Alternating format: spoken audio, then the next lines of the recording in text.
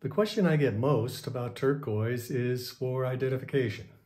And that's probably the most challenging to try to do that because, as I've said many times, the challenge is that you can have the same look from different mines and different looks from the same mine.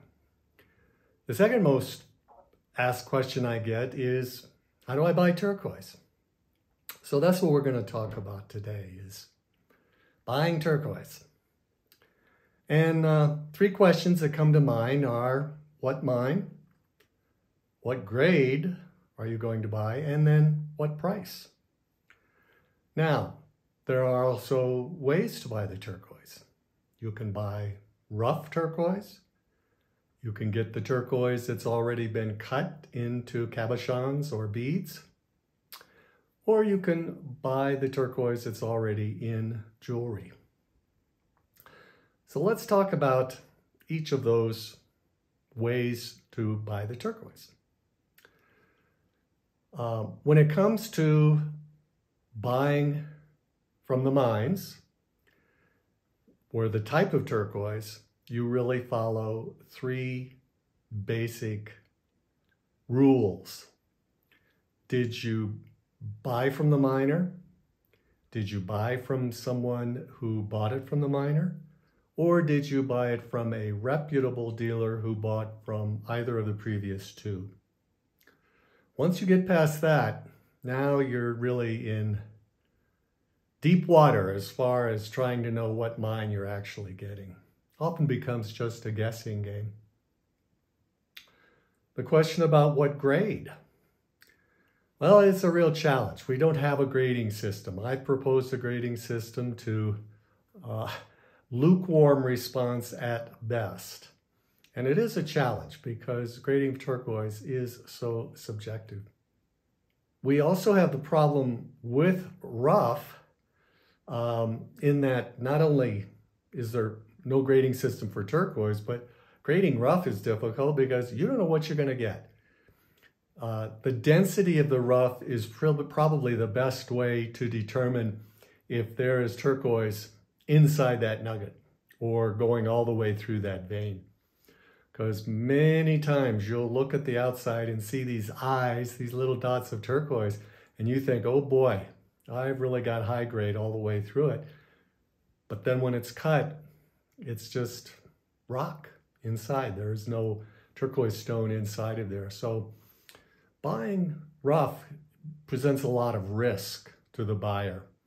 And while a lot of jewelers, a lot of people think they're getting real value from buying the rough and doing the cutting and processing themselves, oftentimes I think you're really better off buying the cut stone or even buying it in the jewelry. I'm going to mention why I think that's the case.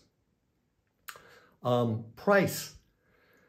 Well, you know, when you price anything, it depends on market comparison. And in the turquoise market, the information that you have is not transparent at all. There is no market you can go to get turquoise pricing. So it's going to vary quite a bit. You also have a challenge because there's a two-tier market between natural turquoise and stabilized turquoise.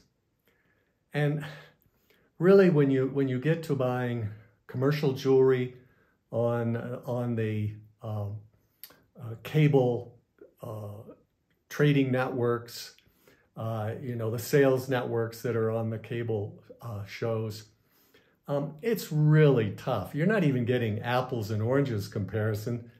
You're getting apples and plastic fruit comparison. And so people look at what they're going to price with the stabilized turquoise in commercial jewelry, and that is what they think they're going to get when they get into the natural turquoise market. And that's not the case at all. So that becomes a real challenge when you're buying. Also, the platforms where you're buying. You know, caveat emptor when you start buying on the online platforms.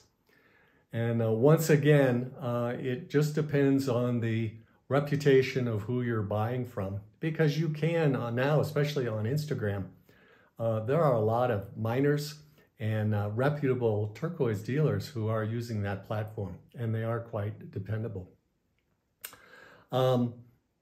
I mentioned on the ways to buy, you can buy the rough. It's a real challenge.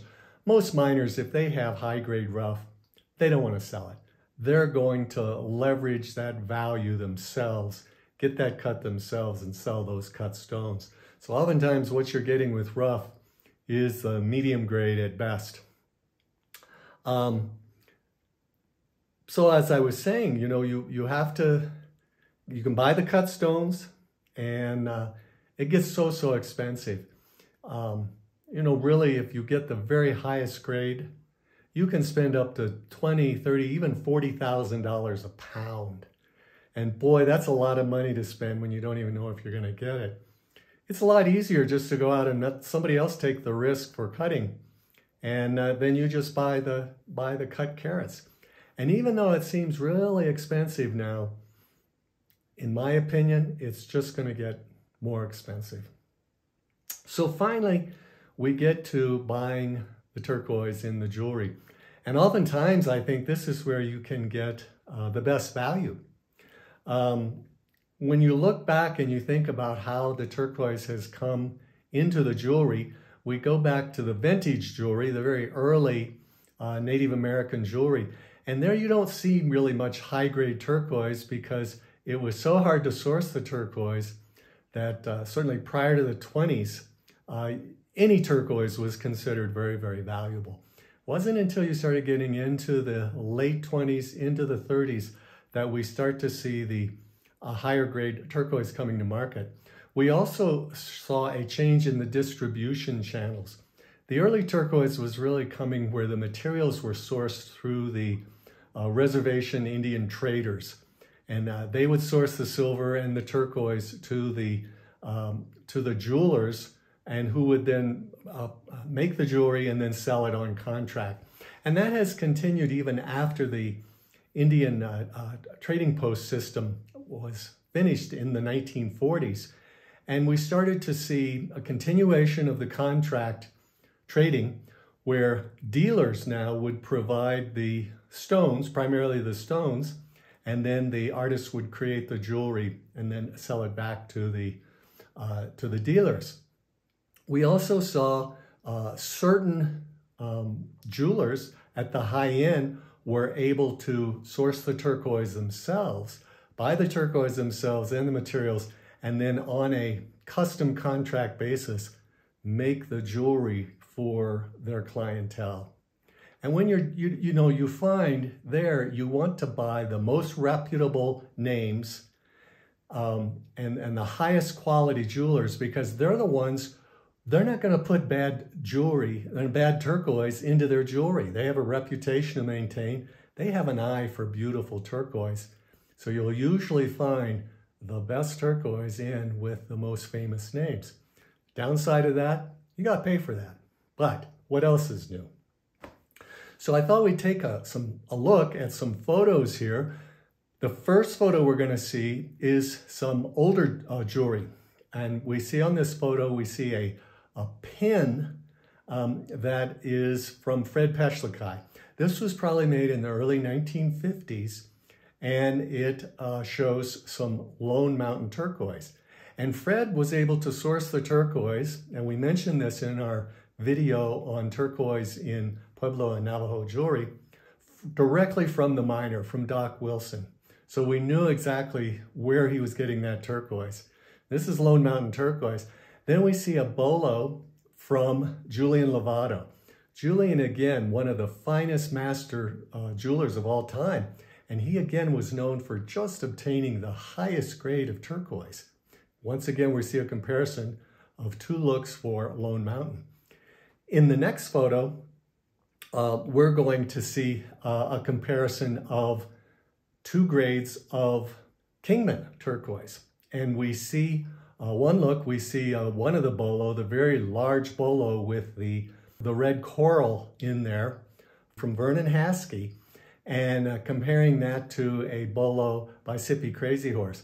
Now, in the Haskey piece, that turquoise was Kingman, and it was sourced by John Chaney.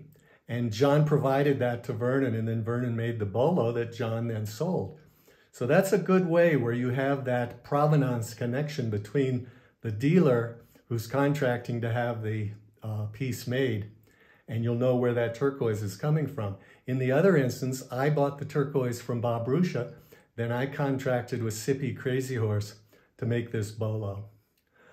Finally, we're going to see an example of one jeweler, Wes Willie, and you can see a beautiful big bolo that he made. I bought that from him, and it had this big, nice piece of Morenci turquoise with all this pyrite in it, with a little inlay of Bisbee, quite beautiful.